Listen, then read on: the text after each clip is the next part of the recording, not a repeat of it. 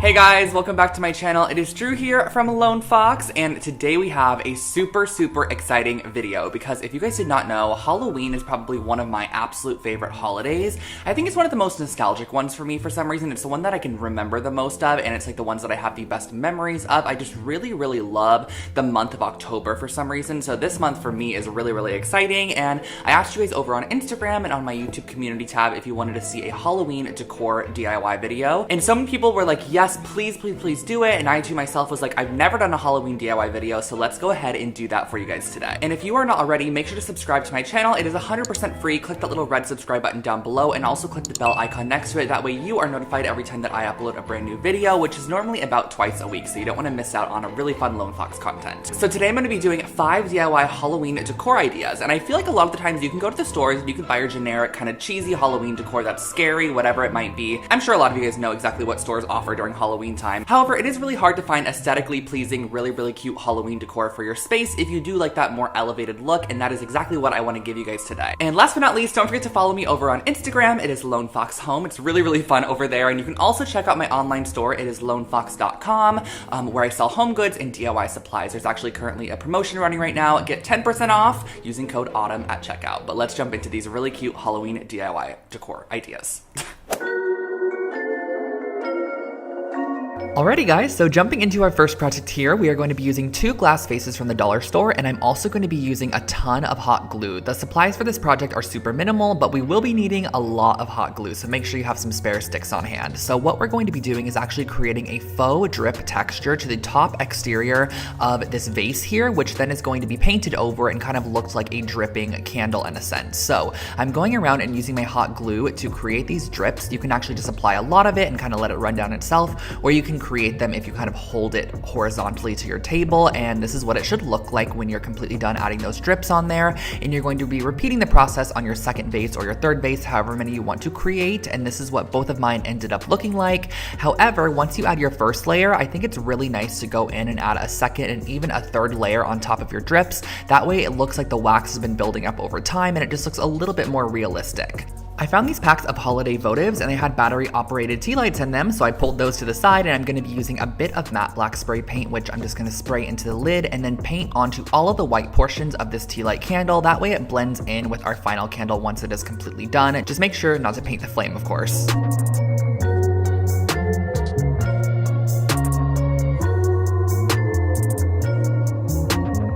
Once those are all done, I grabbed a couple of popsicle sticks and I'm going to be cutting these down to be the interior width of our vase. So I cut off one end, then I'm measuring it and kind of cutting off the second end, and this is going to fit perfectly on the inside. And we're basically creating like a little pedestal for our tea light to sit on because I want to elevate it towards the top as opposed to having it towards the bottom there. So our tea light will sit on there nicely, and I'm going to repeat the same process to the second vase. And once you're all done with that, these are ready for a coat of spray paint. So bring them outside and give a generous coat of matte black spray paint, making sure to hit all the little crevices, all of the cracks, and that really finishes off these tea light holders. They're super cute and also very modern at the same time.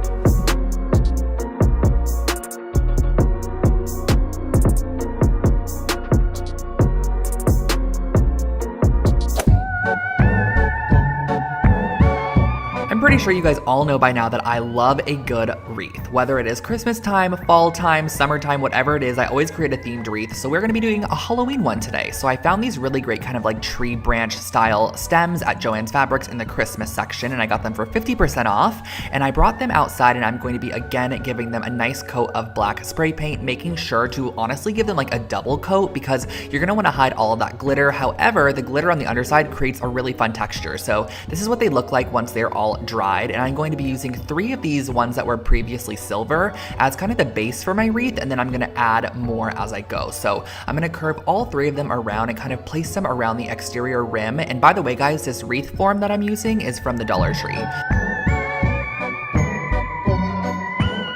in order to secure down my first layer on any wreath, I really like to use wire, and I add a couple pieces of wire on each stem just to make sure that it's fastened securely to the base as opposed to hot glue, because sometimes hot glue can come free. I like gluing on top of my first layer, but my first layer is always wired down. So I wired down all of these pieces using a little bit of a thin wire that I found in the floral section at Michael's. So that's what I'm doing here. This is looking awesome so far, but I do want to make it just a little bit more full. So with my other stems that kind of look a little bit more like tree branches, which I love. I think these really elevated the look and just filled it in. I'm going to be kind of picking them off and cutting them at different lengths and sizes just to fill in any section that I feel like needs a little bit more fullness. And this really is going to elevate your wreath and just make it look a lot more expensive, and overall just make it appear a lot prettier, if you guys know what I'm talking about. So that finishes off this wreath. You can give another coat of spray paint if you feel like you need to, but I'm really excited with how this piece turned out.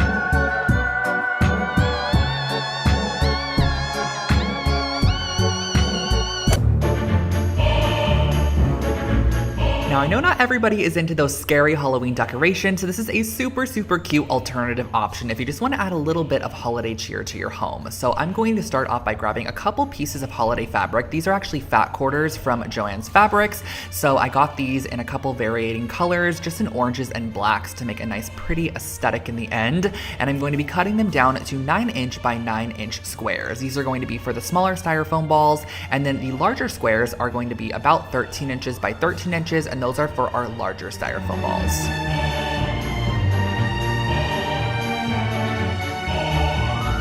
To create the little ghost, all I'm doing is adding a bit of hot glue, placing it down on the wrong side of the fabric, and then adding more glue around the styrofoam ball, and literally just overlaying it on top and pulling the fabric down. Now, you can totally go ahead and add a string and kind of tighten it as you would for a tassel. However, I didn't want it to have that like cinched look where it kind of comes in on the tassel, you know? I wanted the fabric more so to look like it's flowing and just falling off of a circular shape. So this is kind of like the head of the ghost, if you will, and then everything that's kind of falling downwards is more so, I guess, the ghost's clothing. I don't really know what you call this part of the ghost's body, but I'm just going around adding hot glue and just pulling the fabric down. You kind of want to let gravity do its thing and just let the fabric fall, and then glue it and then pull it down and let it fall into place. And then once you're done, you're pretty much done. That's how you're going to be creating these ghosts. It's super simple, but I created, I think, about 9 of them.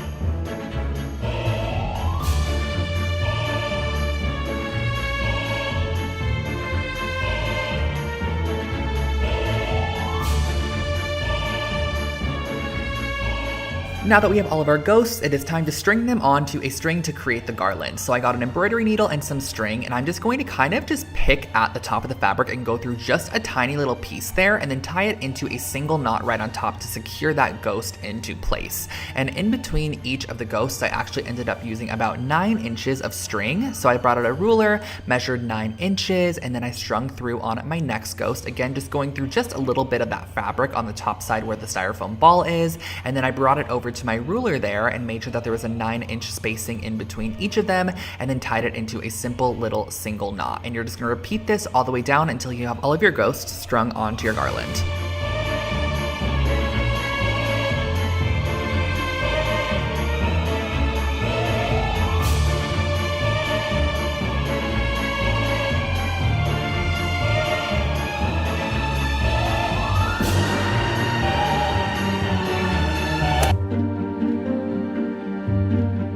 Project number 4 is probably the quickest, simplest, easiest, fastest, and most inexpensive project I've ever done here on my channel, but sometimes those are the best ones, I think. So what I'm going to start off by doing is actually hot gluing the bottom side of one of these spiderweb bowls that I found at the Dollar Tree, and I'm going all the way around just making sure that I add a generous amount of hot glue on the bottom, and then I'm going to be gluing on top of that the second bowl. Now this is going to be creating a kind of like tiered bowl, which is similar to that terracotta candle that I created that everyone loved in my Dollar Tree video, but I'm also giving this a nice coat of matte black spray paint because the bowls were kind of like a glossy plastic and I wanted them to be a little bit more matte. I just thought it would look quite nice with this bowl shape, so I went around and I sprayed it with a matte black finish, and that finishes off this really cute spiderweb candy bowl.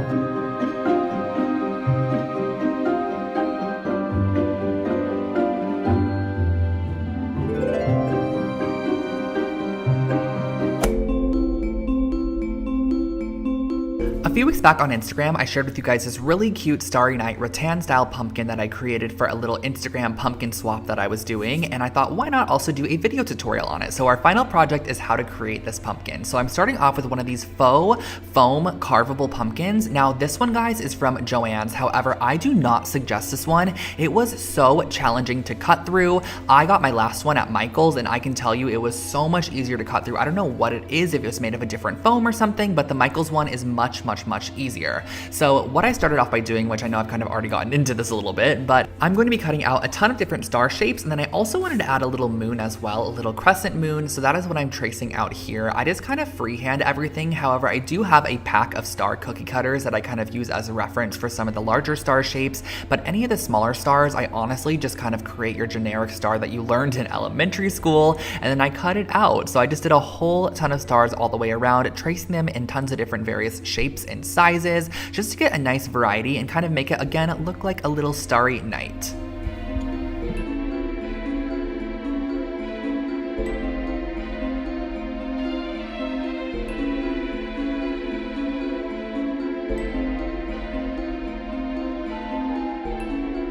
Now I actually had to make all of the cuts off camera because the angle I was filming at and the strength of this foam pumpkin was just not allowing me to cut them, so I ended up cutting all of the shapes off camera, and it took me about half an hour to do so. The thing I love about these pumpkins is that you can reuse them each year, which is amazing. So then what I did was I grabbed some black acrylic paint and put it in a little container there and added a bit of baking soda to create that really nice ceramic paint that everyone's been doing lately, and this just gives kind of like a ceramic finish to the outside of your pumpkin. Now you can totally leave it orange if you'd like to. However, I wanted to go in and do a black one this time because my first one that I created for Instagram was actually like a creamy white tone. So I thought having a black one and just doing a little bit of a variation so you guys can see two different colorways of this pumpkin would be really nice. So I went on and painted a generous coat of this black paint, which again is that kind of ceramic finish baking soda vibe, which we all have been loving lately.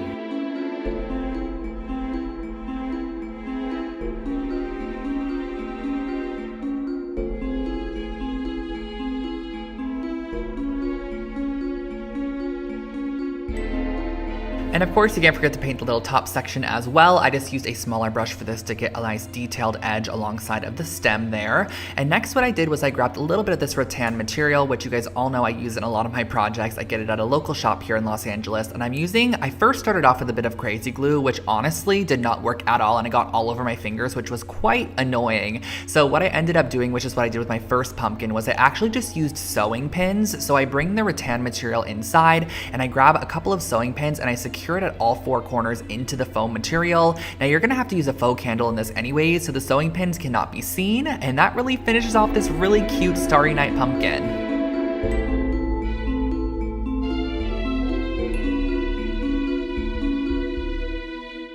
And you made it to the end. I hope that you guys enjoyed those Halloween DIY decor ideas as much as I loved creating them for you. They were so much fun, and I'm really excited to decorate my mantle with them. A lot of them I actually think are gonna go on my mantle area because it's a pretty focal, prominent point in my living room. I really love how these pieces, to me, kind of feel timeless. They're definitely pieces you can keep for year after year, and you're never gonna get bored of them because they're very simple, but of course very Halloween-y and perfect to decorate for the season.